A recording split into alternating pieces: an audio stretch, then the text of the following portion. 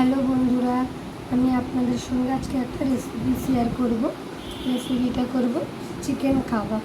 ওই জন্য চিকেন নিয়েছি, গোলমরিচ, নুন, জিরে গুঁড়ো, লঙ্কা গুঁড়ো আর জল ঝরানো টক দই নিয়েছি। এবার লেবু নিগড়ে নেব। লেবুর রসটা 2 চামচ মতন লেবুর রসটা দেব, আর দেব আদা রসুনের পেস্ট দিয়ে ভালো করে একসঙ্গে মেখে নেব। মেখে আধ ঘন্টার জন্য বা 1 ঘন্টার জন্য যতক্ষণ রেস্টে রাখবেন ততক্ষণ ভালো করে হাত দিয়ে চেপে চেপে মাখতে হবে। মেখে রেখে দেবো রেস্টে। তারপরে ফিরে এসে আপনাদের সঙ্গে আবার দেখাবো। 1-1.5 ঘন্টা রাখার পর ফ্রিজে রাখা ছিল, রাখার পর আমি এরকম স্টিক কাঠি নিয়েছি, দিয়ে এর মধ্যে এইভাবে গেঁথে নেব।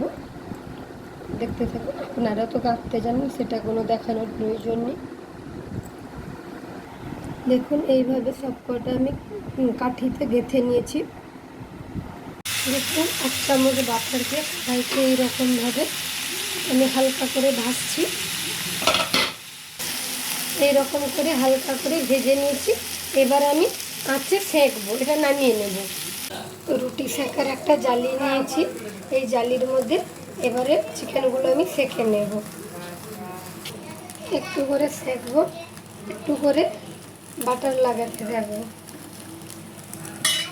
এভাবে বাটার লাগিয়ে সেঁকতে থাকবো। সবকটা এইভাবে সেঁকে নেব। দেখুন এইভাবে আমি সবকটা কাবাব পুড়ে নিয়েছি, আর প্লেটেও সার্ভ করে দিয়েছি সবাইকে দেওয়ার জন্য। আমার এই রেসিপিটা কেমন লাগলো কমেন্ট করে জানাবেন, আর খেয়ে দেখবেন, খুবই খেতে টেস্টি লাগে।